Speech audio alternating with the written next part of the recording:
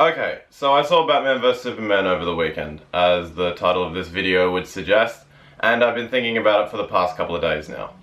Obviously the reviews have been far from optimistic, and in terms of the best way to spend 2.5 hours of film, I mostly agree. But, as a DC fan, I still walk away from Dawn of Justice with more than enough positives to worry about a convoluted first half. For the sake of ending on the lighter notes, let me just quickly get through what I particularly didn't enjoy about the film. Dramatic score was too over the top. Jesse Eisenberg. First half was all over the place. Jesse Eisenberg. Character arcs rarely intersected in a meaningful way. And Jesse Eisenberg. Did I mention him? I mean, I get trying to put your own spin on the role, but there's bringing a refreshing perspective to the part, and then there's playing a completely different character.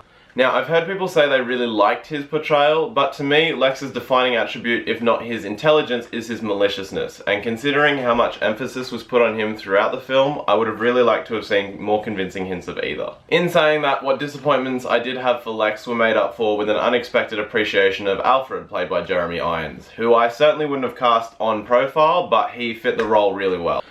Okay, so the main reason I reckon Batman vs Superman is getting negative reviews, in my opinion, let me say that word once again, opinion, is because Warner Brothers tried to use the movie as a platform as a means to deal with the criticism put on Man of Steel. That criticism being that the film was realistic, and when I say realistic, I mean people died when shit happened. Now, generally speaking, when a film deals with catastrophic offense, audiences are generally willing to accept that death is an unfortunate outcome. Because, you know, see sources, all of history.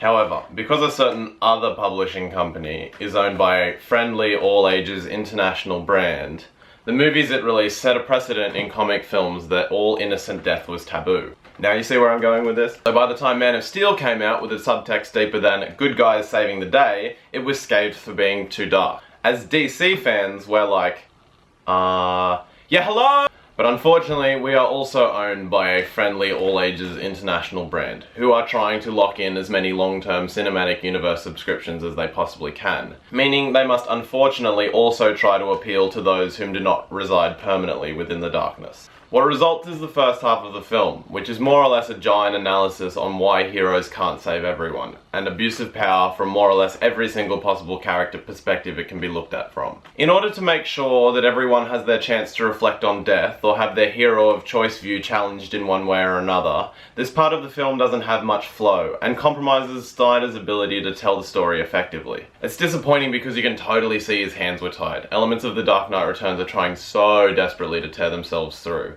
But given the political subtext of that story, I highly doubt it was going to make its way to a screen in 2016.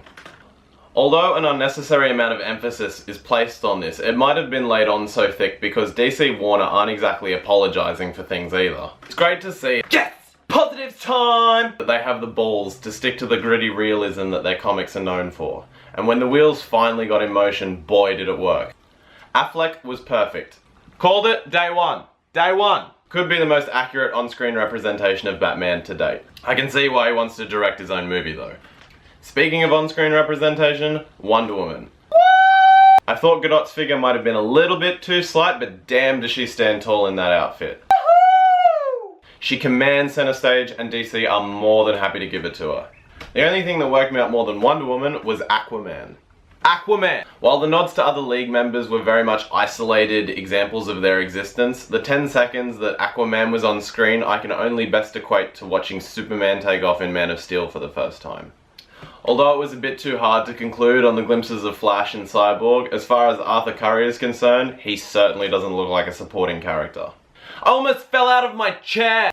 Because of strong performances from Affleck and Godot, as well as a couple of Easter eggs and homages that I won't spoil, there was more than enough for me to get excited over walking away from Batman vs Superman. It would be a difficult film for non-comic fans or those without prior knowledge of DC/Man of Steel to get into, which I can imagine is another reason for its lackluster critical reception. I feel like if they had edited the first half of Dawn of Justice into about 45 minutes and then attached it onto the last hour of the film, or even left some of that footage behind so they could make for a bigger final act, this movie would not be being framed in the way it is.